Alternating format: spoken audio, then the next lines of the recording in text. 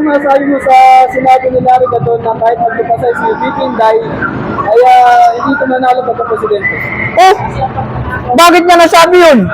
Baka siya ang maglulupasay pag nanalo presidente si President Sara Duterte. Anong dahilan niya? Anong reason niya? Bakit niya nasabi na kahit maglupasay?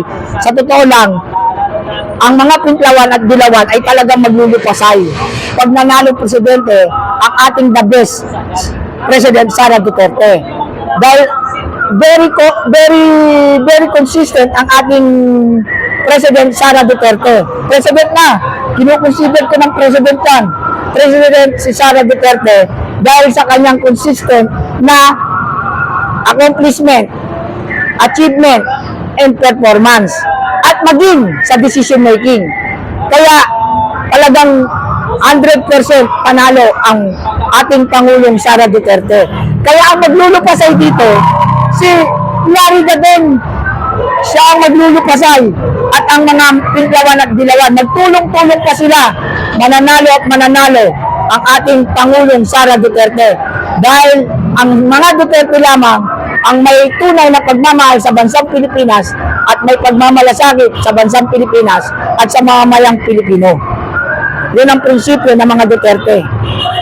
Ano masabi mo sa pag si Rapi Tulfo na lumaban kay VP Inday dahil sa taas na ng followers niya, hindi siya nagsabi ito, sabi lang ng iba na pag lumaban si Rapi Tulfo dahil sa taas ng followers, matalo si VP Inday.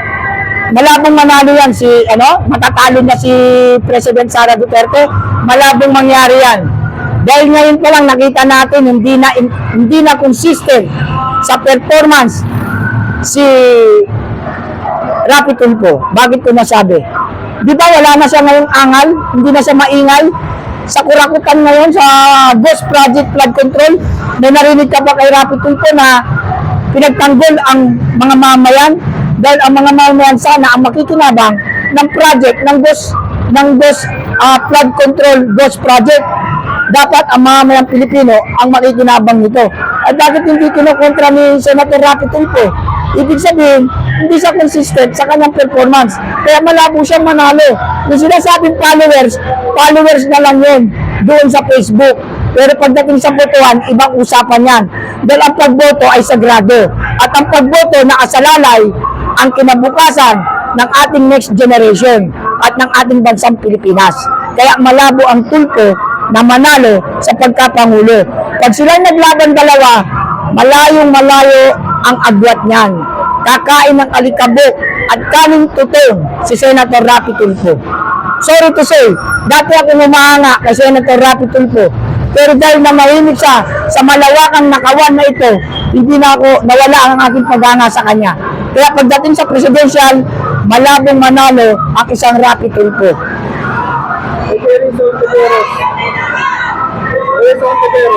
Malabo rin.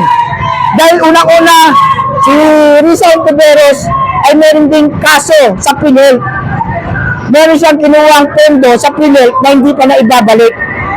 Yan, kaso ni Risa Ontiveros. Kaya malabong manalo si Risa Ontiveros. Kahit nagtulong-tulong silang lahat, hindi sila mananalo sa ating best President Sara Duterte. Ano naman ang reaction mo doon sa sinabi ni Yang Magno na hindi niya susuportahan si VP dahil mas matalino daw siya kaysa kay Sara Duterte? Paano siya naging matalino? Ano lang siya, nagbablog-vlog lang siya, matalino na siya? Samantalang, baka di mo alam, Yang Magno, kung ano ang educational background ng ating Pangulong Sara Duterte. Isa po siyang abogada at naging mayor ng Davao. Kumbaga, matalino.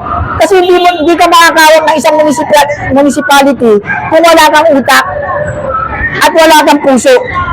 At kahit pumunta ka sa Davao, makikita mo ang kalinisan, kagandahan, kapayapaan, kaunlaran ng lalawigan ng Davao.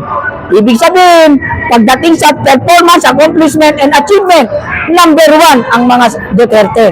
Kaya ikaw dyan, Magno, huwag mo sasabihin na mas matalino ka. Dahil yung sinasabihan mo is isang lehitimong abogada. Ikaw ang walang talino. At kung sakali man na hindi mo siya susuportahan. It's okay, go ahead. Hindi ka kawalan. Hindi ka walang ka-Jam Magno kung hindi ka susuporta. Natural lang na hindi ka susuporta. Bakit? Eh syempre, kumukontra ka nga sa kanya eh. Natural lang hindi ka susuporta. Kumakalaban ka sa kanya ngayon eh. Na insecurity ka eh. Pero ayon sa aking research, dati ka rin lumahanga sa Pangulong Sara Duterte. Dati ka rin lumahanga sa kanya. Bumaligtad ka na lang ngayon. Kaya you are not credible para sabihin mo na mas matalino ka.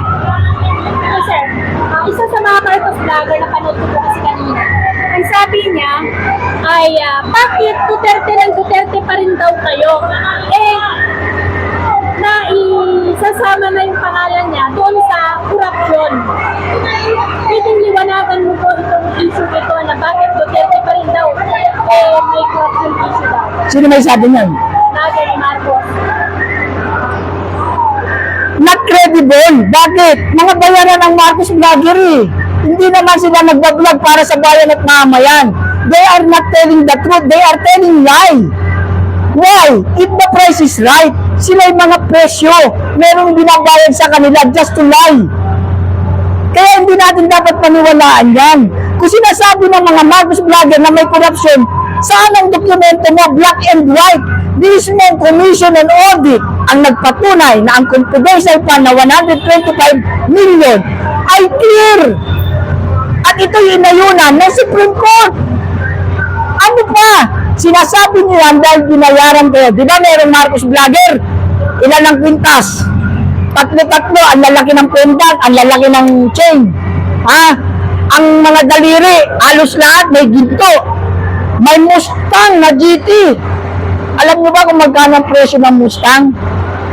2 milyon na higit. May condo, may beach. Saan ka pa? Vlogger lang yan. I-background check mo yan. Oh, kayong mga Marcos vlogger, ang galing nyo magparatang. Pero yung mga buhay nyo, ang gaganda na. Bakit? Ilang moneta pa binigay sa inyo para kayo magkaroon ng lahat ng daliri nyo, may ginto na ang lalaki. Tapos ang leg nyo, kaya nga pag ikaw sumisid sa dagat, hindi ka lulutang eh. Oo, yung vlogger na yan, yung vlogger yan eh, ng Marcos eh. Oh, maninature mo, makakategorize mo ang namumera. Pera-pera yan, kaya nagsisinungaling yan. Kaya yung sinasabi nila na bakit Duterte kami ng Duterte, may corruption si Duterte. Saan ang ebidensya?